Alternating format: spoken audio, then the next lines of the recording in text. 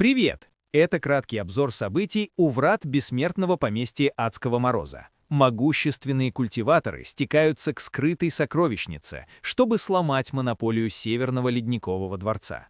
Во-первых, тайное стало явным. Хань Ли с помощью скрытых способностей находит подводный вход, но там ждет неприятный сюрприз – несокрушимый барьер Северного дворца. Спрятать такого слона в комнате невозможно, когда вокруг рыщут сотни голодных и злых хищников. Во-вторых, классический стратегический пад. У барьера стягиваются самые безжалостные фракции региона. Одиночки, группировки, целые армии, но никто не атакует. Железная логика проста. Незачем тратить силы на пробивание защиты, чтобы потом остаться беззащитным перед жадными конкурентами за спиной. Настоящая пороховая бочка в ожидании первой спички. Наконец, тупик с треском ломается. На сцену выходит невероятно могущественная внешняя сила. Влиятельный лидер одной из сект берет инициативу в свои руки. За минуту он превращает кучку разрозненных конкурентов в единую армию вторжения, объединяет их колоссальную энергию и ставит Северному дворцу жесткий ультиматум. Барьер исчезает добровольно или будет снесен силой.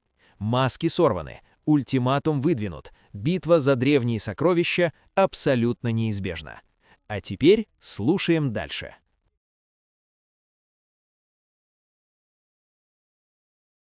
Глава 406. Входите.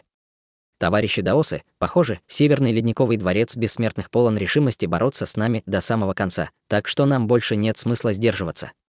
Давайте объединим наши силы и силой разрушим это ограничение, заявил Ци Тянься ледяным тоном. За последние несколько лет все в пещере отчаянно искали вход в бессмертное поместье и в результате накопили немало претензий к Северному Ледниковому дворцу бессмертных. Поэтому они с радостью откликнулись на призыв Ци Тянься. Неужели мы просто оставим все как есть, товарищи даосы? Дворец бессмертных должен понести наказание за содеянное. Мы не только разрушим это ограничение, но и вышвырнем их отсюда, обрекая на ту же участь, что они пытались уготовить нам, лишить возможности войти в бессмертное поместье. Взревел Чэнь Пи. В пещере воцарилась тишина, а на лицах самых могущественных золотых бессмертных появилось задумчивое выражение. Обычно все старались ладить с Северным Ледниковым дворцом бессмертных, который часто называли ведущей силой Северного Ледникового региона бессмертных. Но это было лишь следствием грозной мощи Дворца Бессмертных и отсутствия конфликта интересов между ним и другими сектами. Однако, после инцидента с Дао Пылающего Дракона, Дворец Бессмертных в полной мере проявил свои амбиции, и запечатывание входа в бессмертное поместье было шагом, ущемляющим право всех. Неудивительно, что Дворец Бессмертных навлек на себя всеобщее осуждение. Ло Цинхай, Фэн Тяньду и другие золотые бессмертные явно были воодушевлены этой идеей. Они не знали, сколько людей Северный Ледниковый дворец бессмертных направил к морю Черного ветра, но, без сомнения, им не выстоять против всех этих могущественных сил, объединенных вместе. Так что вышвырнуть Северный Ледниковый дворец бессмертных было вполне реально. Ло Цинхай и Фэн Тяньду обменялись взглядами, и как раз в тот момент, когда они собирались что-то сказать, черное ограничение вдруг начало рябить и дрожать. Вслед за этим на его поверхности одна за другой появились 9 ячеек, а рябь стала еще более выраженной. Несколько мгновений спустя все 9 ячеек внезапно вспыхнули ослепительным сиянием, но свет также внезапно погас, как и появился. После этого все черное ограничение исчезло, открывая вид на тусклую пещеру. Все уже были готовы нанести удар, но внезапно почувствовали себя так, словно ударили кулаком в стену из ваты. Они начали растерянно переглядываться, не зная, что делать. И тут из пещеры раздался голос: «Входите, товарищи даосы». Хань Ли, уже видевшийся от Цзиньханя в Дао Пылающего Дракона, сразу узнал его голос. Ло Цинхай, Фэн Тяньду и другие выдающиеся золотые бессмертные, присутствовавшие здесь, обменялись несколькими взглядами, а затем направились в пещеру. Даже Цуй Лин, немного подумав, решила последовать за Ло Цинхаем и остальными. Все присутствующие истинные бессмертные немедленно последовали за ними, в том числе и Хань Ли, который шел позади даоса Хуяня. Вскоре все вошли в пещеру. Мало того, что черное ограничение у входа в пещеру было снято, вся формация вокруг синих врат света также исчезла, но 9 каменных колонн остались на месте. Без печати синий свет, исходящий от врат, стал в несколько раз ярче, чем прежде, и от него исходило ледяное дыхание, перемежающееся с грозными всплесками пространственной силы. Ледяное дыхание и пространственная сила переплетались, в то время как синий свет внутри врат бурлил, словно собираясь вырваться наружу. В это же время ци происхождения мира над островом Красной Луны также бурно клубилась, образуя шары ослепительного сияния, которые взрывались с глухим грохотом. Культиваторы Северного Ледникового Дворца Бессмертных стояли возле врат света, наблюдая за культиваторами, входящими в пещеру. Их вел Сяо Цзиньхань, на лице которого играла приветливая улыбка, словно гостеприимный хозяин, встречающий своих гостей. Хань Ли стоял в темном углу и, быстро подсчитав, обнаружил, что присутствует около 2-3 десятков культиваторов Северного Ледникового Дворца Бессмертных, почти половина из которых были золотыми бессмертными. К его удивлению, там присутствовали и 3 лорда Да, включая Ауяна Куйшаня. Что касается остальных культиваторов Дворца Бессмертных, то все они были либо на поздней стадии истинного бессмертного, либо на пике стадии истинного бессмертного. Северный Ледниковый Дворец Бессмертных был явно намного сильнее любой другой силы, присутствующей здесь, и, безусловно, заслуживал звания ведущей силы Северного Ледникового региона Бессмертных. Однако, при таком скоплении сил, объединенная мощь культиваторов была значительно сильнее, чем у Северного Ледникового Дворца Бессмертных. Внезапно Хань Ли заметил группу фигур в черных одеждах, стоящих рядом с культиваторами Северного Ледникового Дворца Бессмертных, среди которых были Лу Цзюнь и Лу Ицин. Увидев это, он поспешно спрятался за мощной фигурой, стоявшей перед ним. Маскировка, которую он создал с помощью маски гильдии странников, могла обмануть других, но Лу Ицин доказала, что способна узнать его благодаря своей врожденной зрительной способности. «Прошу прощения за вторжение, мастер Дворца Ся», — сказал Ци Тянься с насмешливой ухмылкой. Тем временем Фэн Тяньду, Цуй Лин, Ло Цинхай и другие молча изучали Сяо Цзиньханя. «Как хорошо видеть здесь стольких моих старых друзей. Приношу свои искренние извинения за то, что не вышел поприветствовать вас раньше», — сказал Сяо Цзиньхань с легкой улыбкой. Фэн Тяньду явно не был расположен к светской беседе, и он сказал холодным тоном: «Давайте не будем тратить время попусту, мастер Дворца Ся. Уверен, вы слышали наш разговор снаружи, я беру на себя ответственность за все свои действия, так что все вы можете делать все, что вам заблагорассудится». «Наш Северный Ледниковый Дворец Бессмертных готов понести последствия», — ответил Сяо Цзиньхань спокойным тоном. Тем временем все культиваторы Северного Ледникового Дворца Бессмертных положили руки на свои хранилища и не выказывали ни малейшего страха. «Вы думаете, что мы не посмеем осуществить наш план, мастер Дворца Ся?» — спросила Цуй Лин, и в ее глазах появился холодный блеск. «Ваши объединенные силы действительно превосходят силы нашего Северного Ледникового Дворца Бессмертных, но я советую вам подумать, прежде чем действовать. Эти каменные колонны образуют формацию, которую я могу взорвать в любой момент. Взрыв не сможет разрушить вход, но он, безусловно, будет достаточно мощным, чтобы уничтожить пространство рядом с ним. Что касается того, что произойдет с самим входом, вы можете строить догадки», — равнодушно сказал Сяо Цзиньхань. Услышав это, лицо Цуй Лин слегка помрачнело, и все остальные тоже засомневались, как им поступить. Прежде чем кто-либо успел что-либо сказать, Ци Тянься крикнул: «Вы думаете, что эта пустая угроза остановит нас, и если вы мне не верите, можете попробовать», — ответил Сяо Цзиньхань спокойным и невозмутимым тоном.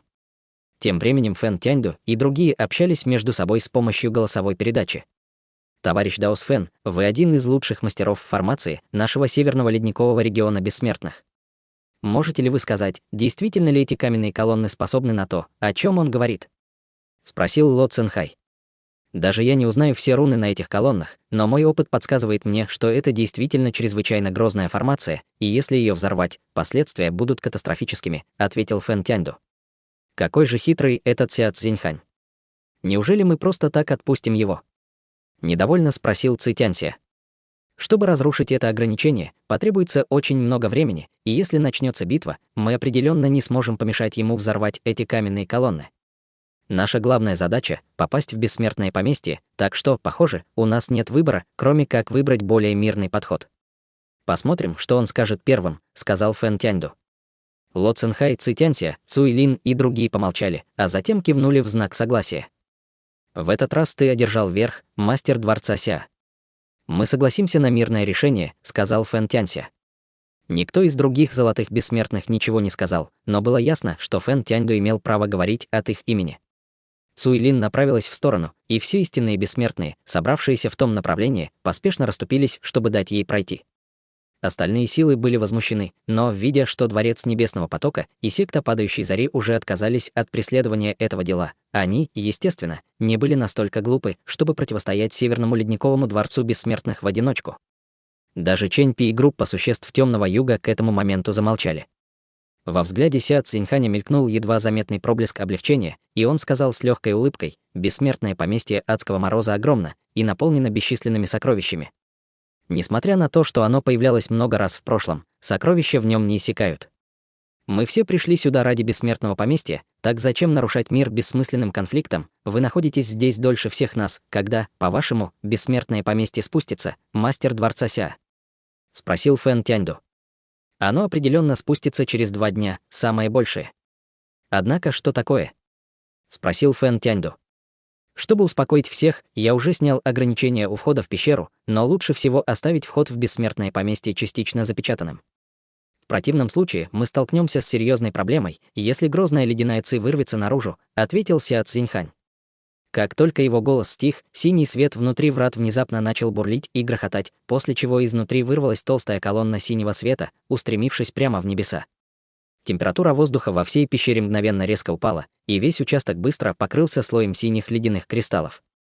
Увидев это, все поспешно создали слои защитного духовного света, одновременно как можно быстрее отлетая от врат света, и ледяные кристаллы, распространяющиеся по пещере, были быстро разрушены общими усилиями. Однако, ледяная ци в колонне света была настолько мощной, что некоторые из более слабых культиваторов стадии истинного бессмертного все же получили внутренние травмы от проникновения ледяной ци в их тело. Все присутствующие золотые бессмертные поспешно применили секретные техники или выпустили духовные сокровища, чтобы защитить своих подопечных, и вся пещера погрузилась в хаотичное безумие.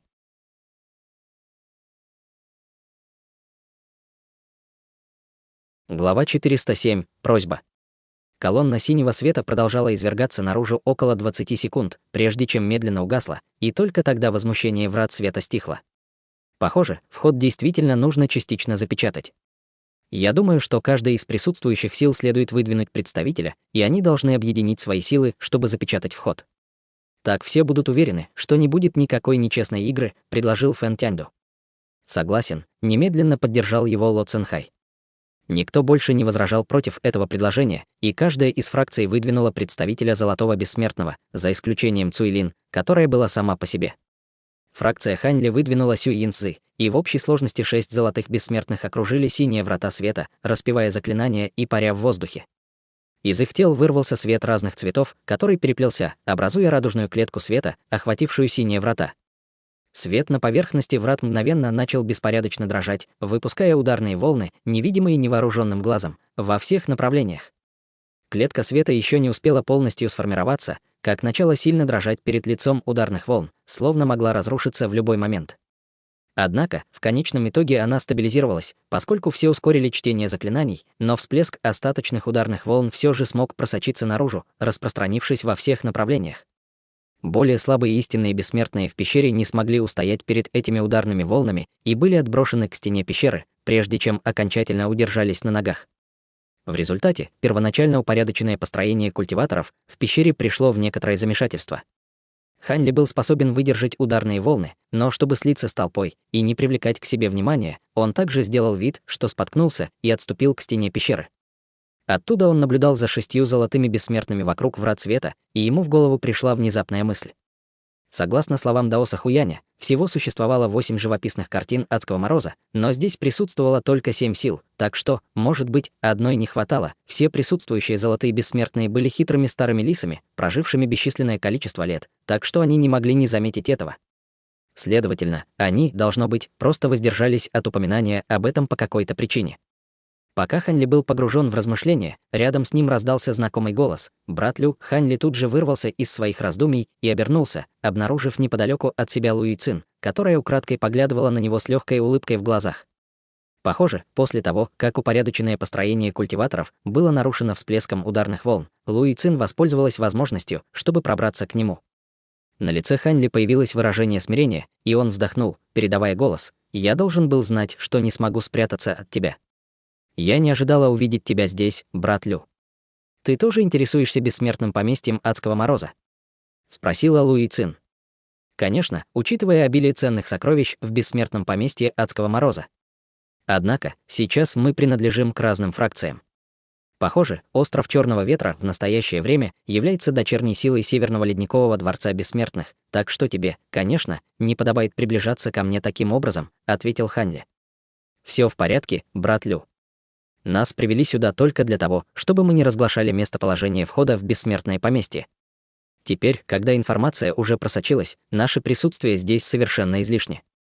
Кроме того, сейчас ситуация немного хаотичная, так что никто не обратит на нас внимания, сказала Луи Цин. Хань Ли ничего не ответил на это. Луи Цин на мгновение замялась, а затем продолжила. «Брат Лю, я хотела попросить тебя об одной вещи. Время дорого, так что я буду краткой». Хань Ли был несколько озадачен, услышав это, но выражение его лица осталось неизменным, и он предложил: «Продолжай». «Я тоже хочу войти в бессмертное поместье Адского Мороза, и я надеюсь, что фракция, которой ты принадлежишь, сможет взять меня с собой», заявила Луи Цин прямо и открыто. Хань Ли слегка дрогнул, услышав это, а затем спросил: «Разве ваш остров Черного Ветра не является дочерней силой Северного Ледникового Дворца Бессмертных?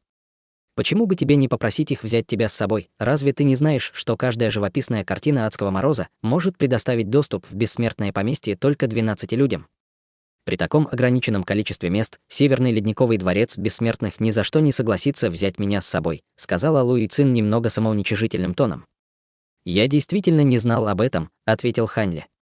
Сказав это, он уже заметил, что все присутствующие фракции, похоже, состоят из 12 человек, но он не придал этому большого значения, поскольку у него на уме были другие мысли. «Мы с тобой знакомы, и я действительно хочу помочь тебе, но, как видишь, все 12 наших мест уже заняты, так что, боюсь, я ничем не смогу тебе помочь», — ответил Хань Ли. Он уже шел на довольно большой риск в этой поездке, и, увидев здесь так много золотых бессмертных, он еще больше утвердился в своем решении держаться в тени. Он решил, что просто будет действовать осторожно и поможет Дао Сухуяню получить то, что тот хочет, в обмен на следующие 3 уровня писания Оси мантры. Хань Ли был уверен, что сможет получить место от Дао Сухуяня, но при этом ему пришлось бы обидеть секту истинного пламени, а это был нежелательный результат для него. «Не спеши отказываться, брат Лю, я могу быть более ценным активом, чем ты думаешь. Наш клан Лу фактически обнаружил вход в бессмертное поместье еще раньше, чем Северный Ледниковый Дворец Бессмертных, и в то время мы получили отсюда каменную табличку, на которой изображена часть карты бессмертного поместья и некоторая другая информация. Уверена, ты знаешь, что бессмертное поместье таит в себе множество опасностей. Если ты возьмешь меня с собой, я готова поделиться с тобой своими знаниями», сказала Луи Цин. Глаза Хань Ли мгновенно загорелись, услышав это. Они отправлялись в бессмертное поместье вслепую, так что было бы гораздо безопаснее, если бы Луи Цин могла быть их проводником. Хань Ли помолчал, а затем спросил: «Ты говоришь правду, я готова поклясться. Если я лгу тебе, то пусть меня терзают внутренние демоны, и ждет ужасная смерть», торжественно поклялась Луи Цин. Немного подумав, Хань Ли кивнул в ответ: «Хорошо, в таком случае я могу передать твою просьбу лидеру нашей группы, но не могу гарантировать, что он согласится». «Я знала, что могу рассчитывать на тебя, брат Лю», сказала Луи Цин с легкой улыбкой, казалось бы, совершенно безразличной. Брови Хань Ли слегка нахмурились, увидев это, но он все же подошел к Дао Сухуяню, прежде чем передать то, что ему рассказала Луи Цин, с помощью голосовой передачи. В глазах Дао Сухуяня мгновенно появилось восторженное выражение, когда он услышал, что сказал Хань Ли. «Что? У нее есть карта бессмертного поместья, я встречался с ней несколько раз в прошлом, так что знаю ее достаточно хорошо, и думаю, что она говорит правду», ответил Хань Ли. Дао Сухуянь помолчал, а затем кивнул в ответ. «В таком случае возьмем ее с собой». «А как же секта истинного пламени?» спросил Хань Ли нерешительным тоном. «Оставь их мне», ответил Дао Сухуянь. Хань Ли кивнул в ответ, затем повернулся к Луи Цин и сообщил ей о том, что только что произошло, с помощью голосовой передачи. В глазах Луи Цин появилось ликующее выражение, и она слегка кивнула Хань Ли издалека, прежде чем вернуться к группе культиваторов Острова Черного Ветра. К этому моменту ограничение, установленное 6 золотыми бессмертными вокруг врат света, уже было полностью установлено, и над синими вратами появился толстый радужный световой барьер. Ледяная ци бурно клубилась внутри врат света, но световой барьер оставался твердым и решительным, противостоя волнам ледяной ци без каких-либо проблем. Казалось, что это ограничение было еще более грозным, чем то, что Северный Ледниковый Дворец Бессмертных установил здесь ранее. Как и ожидалось от такого мастера формации, как вы, товарищ Даос Фэн, это ваше ограничение весьма глубокомысленно, похвалил Сиа Цзиньхань, сложив кулак в приветствии. «Вы слишком добры, мастер дворца Сиа», ответил Фэн Тяньду равнодушным тоном, а затем сел, скрестив ноги, где-то в пещере. Все остальные культиваторы секты, падающей зари, немедленно уселись вокруг него. Тем временем Ся Цзиньхань еще мгновение смотрел на Фэн Тяньду, прежде чем вернуться к группе культиваторов Северного ледникового дворца бессмертных. Другие фракции в пещере также ждали спуска бессмертного поместья, и с таким количеством людей пещера была практически полностью заполнена. Сюй Янцзы тоже вернулся к группе, и Даос Хуянь подошел к нему, чтобы перекинуться парой слов. Выслушав Даоса Хуяня, Сюй Янцзы сначала был очень недоволен, сердито посмотрев на Хань Ли, но по мере того, как Даос Хуянь продолжал говорить, ярость на лице Сюй Янцзы постепенно угасла, и в конце концов он неохотно кивнул. Хань Ли облегченно вдохнул, увидев это, а затем закрыл глаза, чтобы помедитировать. 2 дня пролетели как одно мгновение. Врата света в пещере увеличились более чем вдвое по сравнению с первоначальным размером, а узоры на их поверхности стали чрезвычайно четкими, создавая впечатление, что это действительно пространственные врата, ведущие в другой мир. Внутри врат света парил шар синего света, который бурно клубился и излучал сияющий синий свет. Внутри шара света можно было увидеть пространственный проход, но было неясно, куда он ведет. К этому моменту все в пещере уже поднялись на ноги и пристально разглядывали врата света, которые непрестанно дрожали. Пространство вокруг также гудело и дрожало, заставляя всю пещеру содрогаться и раскачиваться. Радужная клетка света вокруг врат все еще стояла, но было ясно, что она перегружена. 6 золотых бессмертных снова поднялись в воздух по указанию Фэн Тяньду, прежде чем попытаться укрепить клетку света, но их усилия оказались тщетными, поскольку свет, излучаемый синими вратами, становился все ярче и ярче, медленно вытесняя радужную клетку наружу. Внезапно шар синего света внутри врат резко увеличился в несколько раз по сравнению с первоначальным размером, практически заполнив все синие врата, и начал нестабильно колебаться в размерах. В то же время из врат вырвались волны пульсирующего синего света, и все пространство на пути пульсации немедленно размылось и исказилось. Вскоре радужная клетка была полностью разрушена, и 6 золотых бессмертных, находившихся вокруг нее, мгновенно отбросило назад, но они были готовы к такому исходу и смогли избежать травм, активировав защитные секретные техники. «Времени осталось немного, так что нет необходимости продолжать», — сказал Фэн Тяньду, пристально глядя на врата света. Именно в этот момент все врата света взорвались с оглушительным грохотом, превратившись в шар сияющего синего света. В глубине шара света появилось изображение гор, рек, дворцов и павильонов, но было неясно, какое именно место изображено на этой проекции.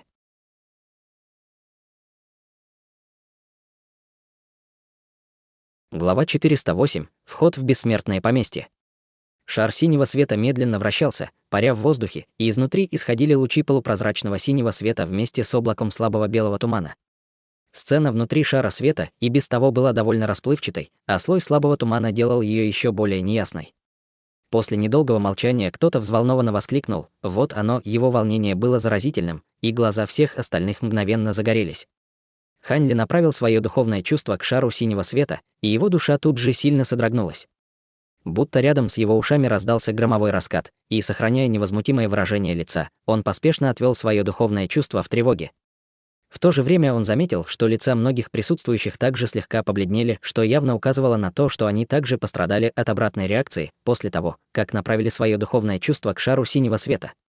Духовное чувство Хань Ли было сравнимо с золотым бессмертным, но даже он испытал некоторую обратную реакцию, так что другие истинные бессмертные, естественно, чувствовали себя еще хуже. Что касается присутствующих золотых бессмертных, то они смогли избежать существенной обратной реакции, но, похоже, и им не удалось добиться большого успеха со своим духовным чувством. «Товарищ Даос Ло, товарищ Даос Фэн, почему бы вам двоим не пройти вперед? Предложил Ся Цзиньхань с улыбкой. «Мы не можем этого сделать, товарищ Даос Ся. Ваш дворец бессмертных так хорошо защищал вход до этого момента, что право первым войти в бессмертное поместье должно быть предоставлено вам. Разве вы не согласны, товарищ Даос Фэн?» Съязвил Ло Цинхай. Фэн Тяньду не изменился в лице и лишь холодно фыркнул в ответ. Прежде чем Ся Цзиньхань успел ответить, вмешалась Цуйлин: «Если вы трое не можете прийти к согласию, то я пойду первой». Затем она достала свою живописную картину адского мороза и легонько встряхнула ее, после чего изнутри хлынул поток света, окутавший все ее тело, прежде чем перенести ее в шар синего света. Все слегка дрогнули, увидев это, после чего в толпе начало распространяться волнение. Хань Ли с задумчивым выражением лица наблюдал, как Цуйлин исчезает в шаре синего света. Ся Циньхань повернулся к Сюй Ин и другим, а затем сказал: «Все вы, пойдемте со мной. Остальные останутся здесь». Затем он призвал свою живописную картину адского мороза, и поток синего света хлынул наружу, окутав его самого, а также 8 культиваторов Дворца Бессмертных и 3 лордов до Пылающего Дракона. Вслед за этим группа полетела в шар синего света, исчезнув в мгновение ока. Тем временем остальные культиваторы Дворца Бессмертных и Острова Черного Ветра остались снаружи. После того, как все культиваторы Дворца Бессмертных вошли в Бессмертное поместье, Ло Цинхай предложил Фэн Тяньду пройти вперед, но тот остался невозмутим. Поэтому Ло Цинхай призвал культиваторов Дворца Небесного Потока, прежде чем призвать свою живописную картину Адского Мороза, и вскоре они также полетели в шар синего света. Только тогда Фэн Тяньду взглянул на Цитянься, и тот велел культиваторам секты Падающей Зари собраться, прежде чем они также полетели в шар синего света. К этому моменту количество присутствующих культиваторов сократилось примерно вдвое, и оставшиеся фракции, естественно, рвались в бой. Чэнь Пи коротко переговорил с существами Темного Юга, а затем снова направился к группе Ханьли. «Товарищ Даос Гоу, я думаю, нам следует позволить существам Темного Юга войти первыми, а наша секта Призрачного Вопля войдет после них. Оказавшись внутри, мы подождем, пока ваша группа войдет, чтобы мы все вместе могли исследовать Бессмертное поместье», — сказал Чэнь Пи. «Это хороший план, товарищ Даос Чэнь», — с улыбкой ответил Даос Хуянь. Чэнь Пи увидел, что существа Темного Юга уже вошли в шар синего света, и поспешно сказал: «Хорошо, тогда мы пойдем вперед». После ухода культиваторов секты Призрачного Вопля Даос Хуянь сказал Ханьли и остальным: «Похоже, наша очередь». Сюй Янцзы жестом велел всем собраться, и в его глазах все еще мелькало недовольство, когда его взгляд скользнул по Ханьли и Луи Цин. Бессмертное поместье наполнено сокровищами, но также таит в себе множество опасностей, поэтому, попав внутрь, давайте постараемся держаться вместе и не разделяться, предупредил Даос Хуянь. Затем он достал свою живописную картину Адского Мороза, и из нее вырвался поток синего света, который подхватил всех, прежде чем полететь к синему входу. В тот момент, когда они вошли в шар синего света, Ханьли почувствовал, как у него в ушах зазвенело, а вслед за этим все его чувства практически полностью исчезли, оставив лишь смутное сознание. Это было неописуемое ощущение, очень тревожное, но, к счастью, менее чем через 20 секунд все вернулось на круги своя. Когда чувства Ханьли постепенно восстановились, он услышал звук пронизывающего ветра, дующего мимо его ушей. Его глазам предстал белоснежный мир, покрытый снегом, и все окружающее пространство было наполнено ледяной ци. На далеком горизонте виднелись бесчисленные гигантские торнадо, которые стояли, словно колонны между небом и землей, представляя собой внушительное зрелище. Слой лазурного света окутал его тело, защищая от ветра и снега, но он все еще чувствовал, как пронизывающий холод просачивается в его тело. Он огляделся и обнаружил, что фракции, ранее вошедшие в Бессмертное поместье, уже исчезли из виду. Луи Цин тоже создала слой защитного духовного света, но ее ресницы уже покрылись инеем, и она воскликнула: «Как же холодно!» Багровые одежды, которые носили культиваторы секты Истинного Пламени, ярко светились, и изнутри исходили волны тепла, но даже при этом они чувствовали себя не намного лучше. Сюй Янцзы и другие золотые бессмертные чувствовали себя прекрасно, но остальные культиваторы секты Истинного Пламени дрожали всем телом. «Пожалуйста, используйте свою живописную картину, чтобы укрыть всех, товарищ Даос Гоу», сказал Сюй Янцзы, повернувшись к Даосу Хуяню. Даос Хуянь кивнул в ответ, а затем перевернул руку, чтобы достать свою живописную картину Адского Мороза, которая развернулась перед ним. Вслед за этим из картины возник сферический световой барьер, который окружил всех. Как только появился световой барьер, звук воющего ветра тут же стих, а невыносимое ощущение пронизывающего холода также было сдержано. Существа Темного Юга и культиваторы секты Призрачного Вопля нигде не видны, заметила Юнни. Не стоит говорить о честности или надежности, когда речь идет о кучке призрачных культиваторов и существ чужой расы. Скорее всего, они уже ушли сами по себе, поскольку не хотели отставать от остальных, усмехнулся старейшина Чжэнь Юнь. Я так не думаю. Чэнь Пи первым подошел к нам, и, думаю, он искренне хотел заключить союз. По сравнению с Северным Ледниковым Дворцом Бессмертных, Дворцом Небесного Потока и сектой Падающей Зари, наши отдельные фракции слишком уязвимы, поэтому нам необходимо держаться вместе. Поэтому я не думаю, что они нарушили бы свое слово только для того, чтобы опередить нас, сказал Сюй Янцзы, качая головой. Ханьли повернулся к Даосу Хуяню и сказал: «Я чувствую следы пространственной силы в снежной буре. Возможно, их телепортировало в другое место против их воли». «Я тоже думаю, что это возможно», — ответил Даос Хуянь. «Поскольку мы сейчас не можем их найти, давайте сначала покинем этот район. В любом случае, мы должны действовать осторожно. Старайтесь держаться рядом со мной и не покидайте световой барьер живописной картины Адского Мороза». Все немедленно ответили утвердительно. Как раз в тот момент, когда Даос Хуянь собирался отправиться в путь, рядом с его ухом раздался голос Ханьли, передаваемый с помощью голосовой передачи. «Старейшина Хуянь, я уже вошел в бессмертное поместье Адского Мороза вместе с вами, так что не могли бы вы дать мне следующие 3 уровня писания оси мантры?» Даос Хуянь слегка дрогнул, услышав это, а затем проворчал: «Не слишком ли рано просить вознаграждение? Мы только вошли в бессмертное поместье и еще ничего не сделали, но вы обещали, что дадите мне 4 уровень техники совершенствования, как только мы войдем в бессмертное поместье», — с улыбкой ответил Ханьли. Даос Хуянь был знаком с характером Ханьли, поэтому его это не беспокоило, и он снял с пояса мешочек для хранения, прежде чем передать его Ханьли, сказав: «Бессмертное поместье — очень опасное место, так что вот тебе несколько сокровищ, спасающих жизнь. Смотри, не потеряй их». Ханьли поспешно принял мешочек для хранения, а затем бегло осмотрел его содержимое своим духовным чувством, прежде чем изобразить благодарность и восторг, сказав: «Спасибо, дядя». Никто не заподозрил ничего подозрительного, решив, что это всего лишь обычная мера предосторожности. «В каком направлении нам идти?» «Здесь все выглядит одинаково», — сказал Ханьли, убирая мешочек для хранения. Он только что попытался осмотреть окрестности своими глазами духовного прозрения, но куда бы он ни посмотрел, он видел лишь бескрайние просторы снега и льда. Даос Хуянь слегка нахмурился, переводя взгляд на свою живописную картину Адского Мороза, пытаясь найти правильный путь, как вдруг Луи Цин указала в определенном направлении и сказала: «Похоже, там есть выход».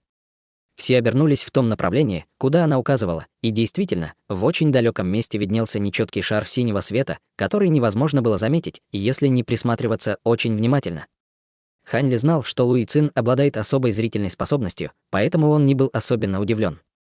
Однако он уже смотрел в том направлении, но не видел ни пятнышка синего света, так что, похоже, он появился совсем недавно. В глазах Даоса Хуяня появилось замешательство, когда он взглянул на Луи Цин. В конце концов, даже с его зрением золотого бессмертного, он не смог заметить пятнышко синего света. Поэтому все начали двигаться в этом направлении под защитой сферического светового барьера.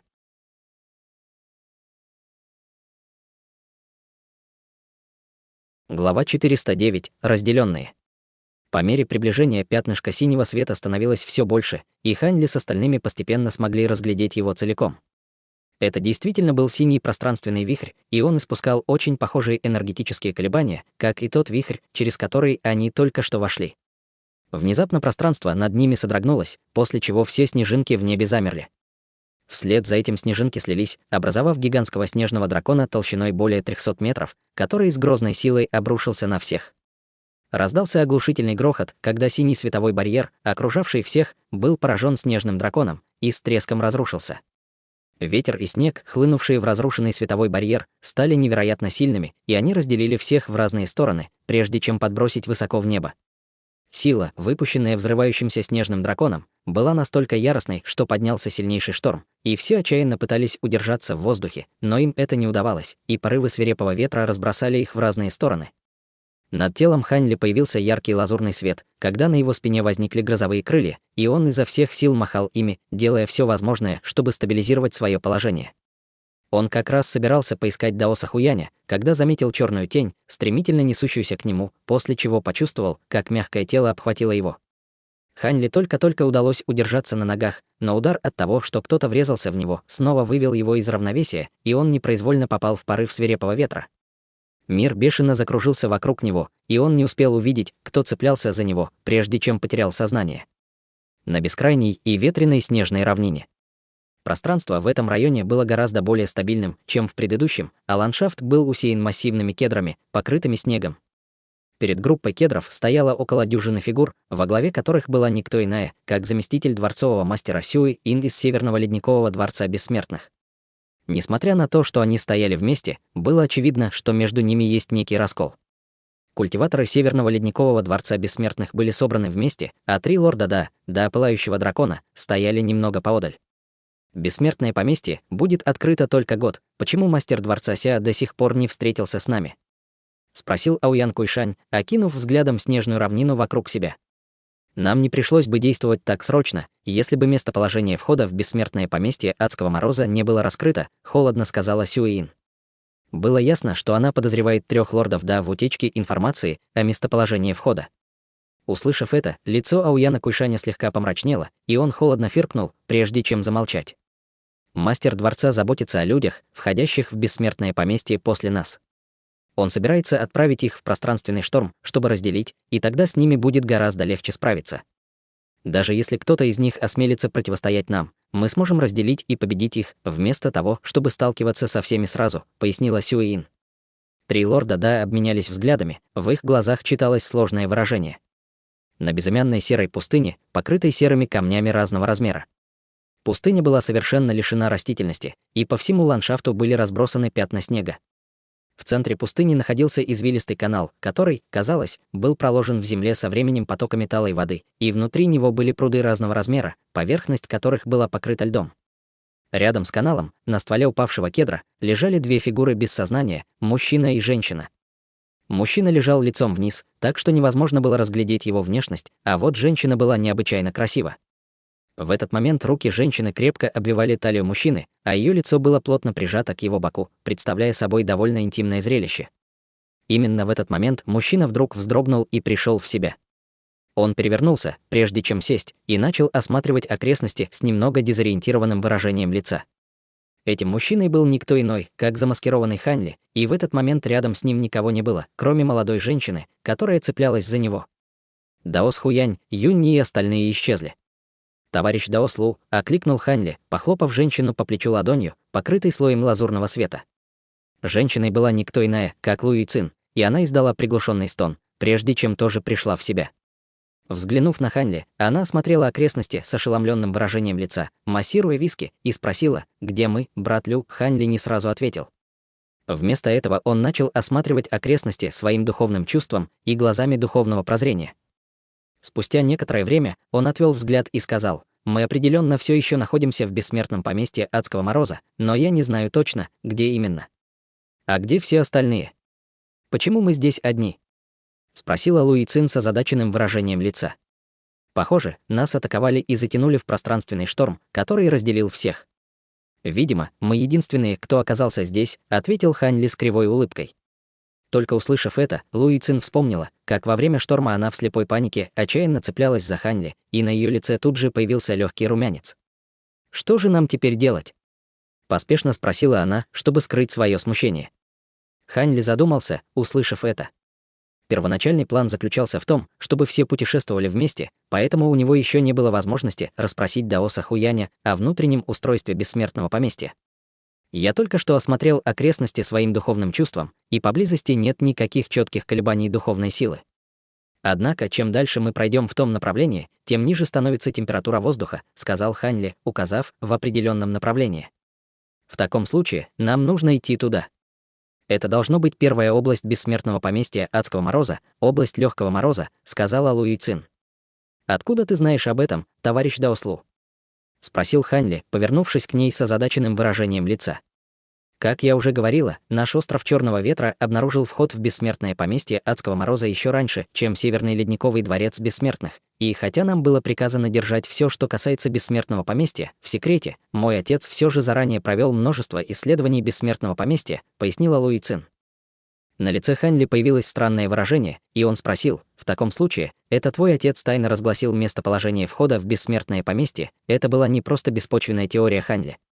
Остров Черного Ветра много лет охранял вход в бессмертное поместье для Северного Ледникового дворца бессмертных, но не получил никакой награды за свои усилия, и им не было предоставлено ни одного из 12 мест дворца бессмертных.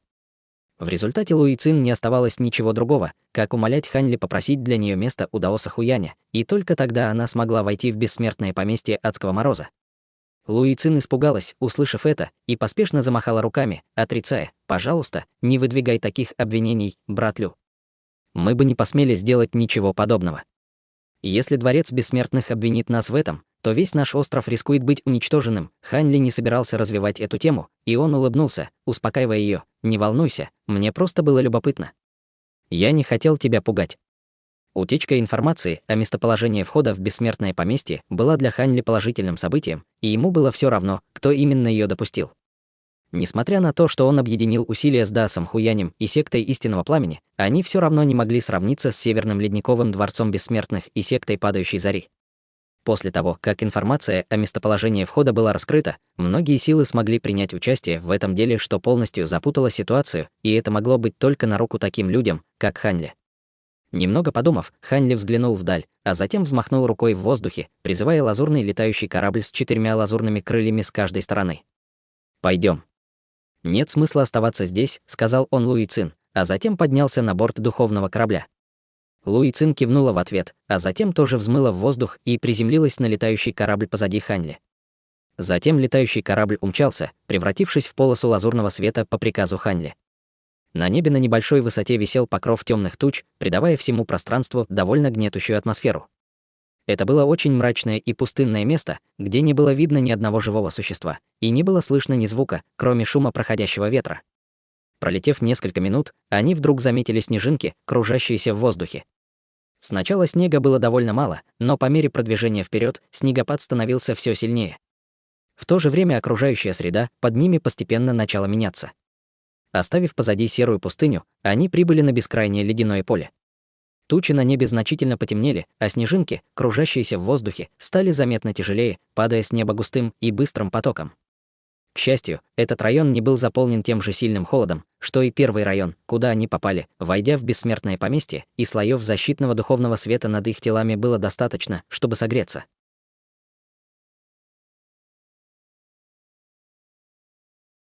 Глава 410. Снежный лев. Из-за темных туч и сильного снегопада видимость на ледяном поле была крайне низкой, и хотя Ханли не мог обнаружить никаких четких колебаний духовной силы своим духовным чувством, он никогда не мог быть уверен, что в этой чужой среде не скрываются какие-либо непредвиденные опасности. Снегопад постепенно усиливался, а видимость, конечно же, не улучшалась. Лазурный духовный корабль летел по воздуху довольно медленно, по велению Ханли, и крылья по бокам испускали слой лазурного света, который окутывал весь корабль, а также Ханли и его спутницу. Плотные снежные хлопья падали на лазурный световой барьер, но не могли пробиться сквозь него, и сильный снегопад не оказывал особого влияния на продвижение духовного корабля. Эта снежная буря довольно странная. Моя зрительная способность сильно ограничена здесь. Можешь ли ты видеть немного дальше своими иллюзорными призрачными глазами? Спросил Ханли, слегка нахмурив брови. Я тоже не могу видеть очень далеко. Более того, мое духовное чувство также нарушено, и я могу едва обнаружить что-либо на расстоянии нескольких километров, ответила Луи Цин, качая головой. Ханли кивнул в ответ.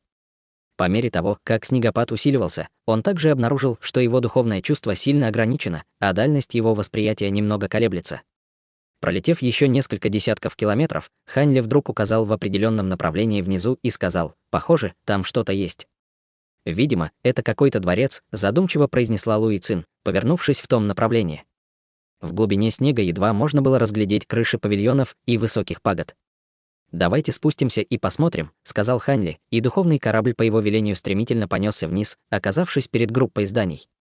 Только после того, как духовный корабль был убран, а они вдвоем приземлились, они обнаружили, что снег здесь не такой глубокий, как они предполагали. Он едва доставал им до щиколоток, а под ногами были твердые каменные плиты. Осмотревшись, они начали пробираться по заснеженной площади вглубь группы зданий. Прямо перед ними стояла красная арка высотой в несколько десятков метров. У нее было всего 2 колонны, и она не отличалась особой вычурностью. Сверху арку покрывал толстый слой снега, а надписи на ней были довольно нечитаемыми, так что невозможно было разобрать, что было написано. Только подойдя ближе к арке, Ханли и Луи Цин заметили, что ее колонны усеяны рунами, но духовная ци, которую они содержали, уже полностью иссякла, что указывало на то, что они больше не служат своей первоначальной цели.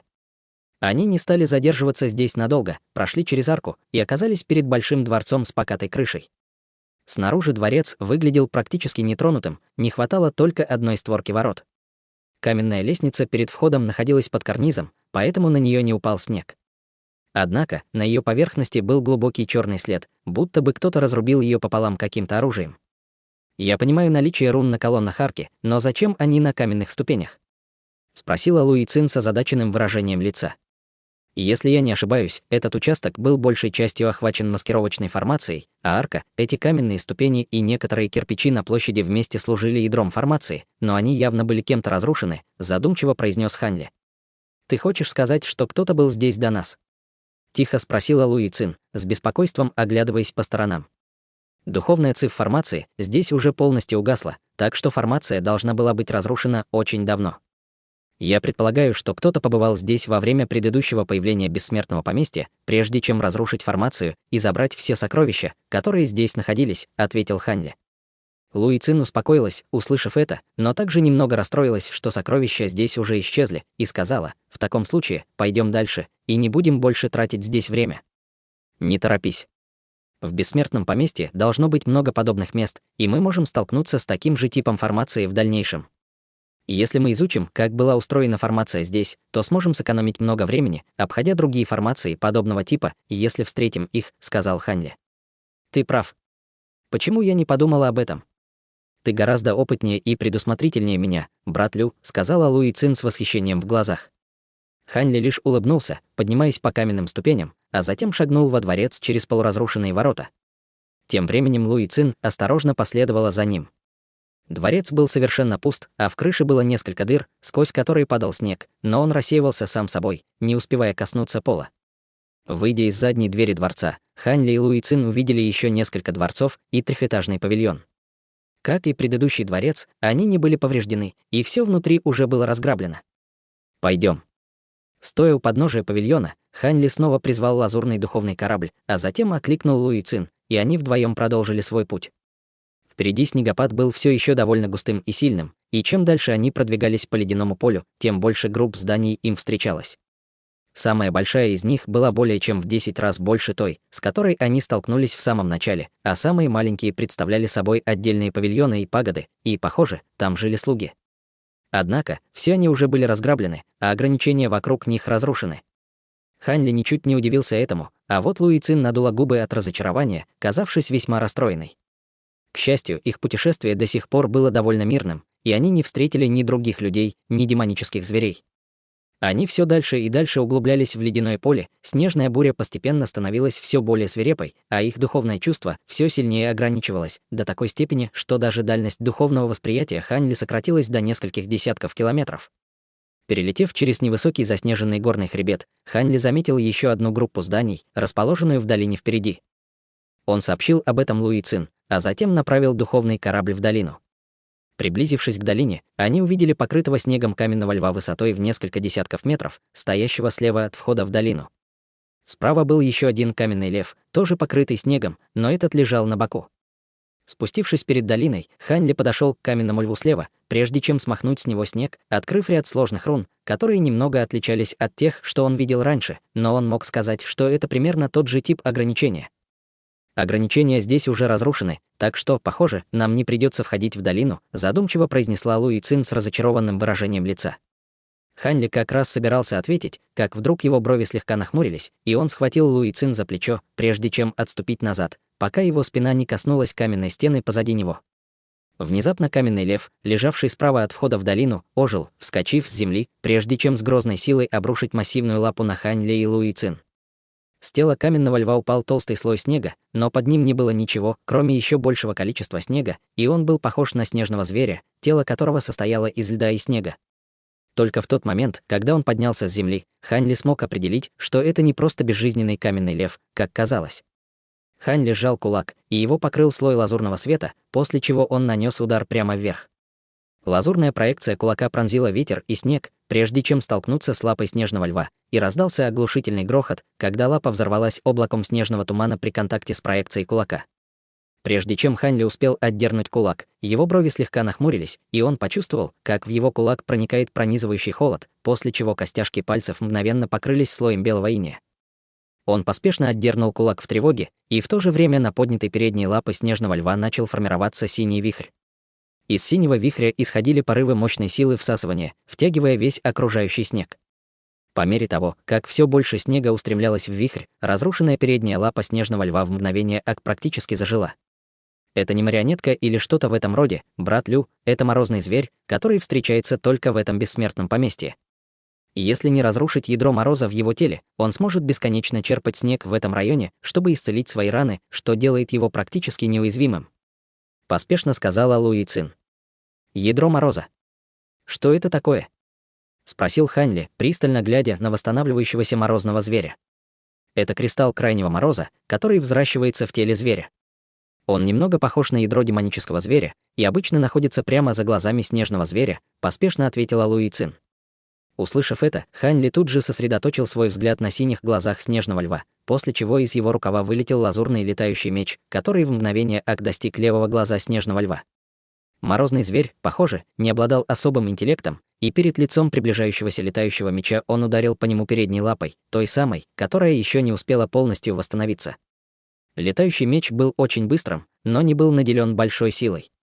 Однако, в тот момент, когда он соприкоснулся с лапой снежного льва, во всех направлениях вспыхнул поток света меча, словно распустился цветок мечевидного лотоса, мгновенно уничтожив всю ногу, соединенную с лапой снежного льва. В то же время полоса лазурной ци меча пронзила левый глаз снежного льва, разрубив его голову пополам.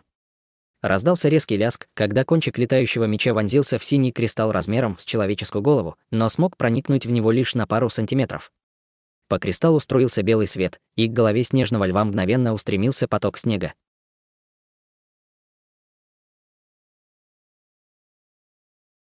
Друзья, эти главы от высокой политики к первобытному выживанию.